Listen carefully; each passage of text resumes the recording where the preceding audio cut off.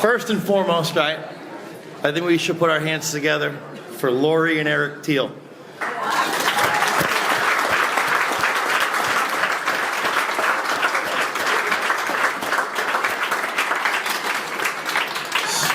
So I want to touch briefly on Scoot's Auto, to start, and pick up with Tyler. So, there was two, last times that I was with Scoot, right? We weren't together, physically, but over the phone or whatever, and then I'll get into the next one. And the first one was this, he called me up, and he said, "Hey, Jared, I want to buy a Camry." And I'm thinking, well, he just had Scoot's Auto. Now he's a complete expert, right?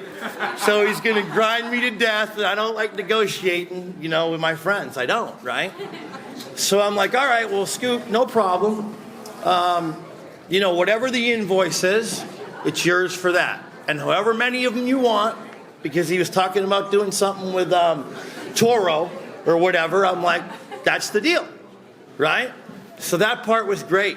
You know what I mean? And when he called me up, he was like, "Jared, hey, I'm looking for a Camry, and I'm like, listen, whatever you need, man, I love that kid." So the next one I'm going to get into is when, when Chris tells a story, right? You don't really have to be there. I've known Chris and Aaron and Lori and Eric so long, right, that I can be there just by the way Chris is telling it to me, right? So I don't know if a lot of you know my house, the house I grew up in, North Amherst, Joppa Hill Road. There was a pond, right? And that pond to me was like scary. We used to fish in it, catch turtles sometimes. I didn't know what was in there. It was like oil water, right? So recently, Seal calls me up and he's like, "Hey, Jared, me and my brother are doing some pond cold plunging." I'm like, "What are you talking about?"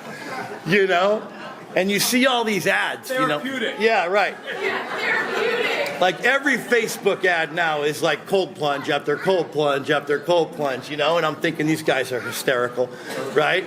So I'm like, "What are you actually doing?" He's like, "Well, we get out of the car, we just jump in, these ponds, at 52 degrees, right?" And I'm like, "What happens?" He's like, "We see who can stay in longer, naturally, right?" So, and then he's like, people pull over and they're like, "Hey, are you okay? Get out of there."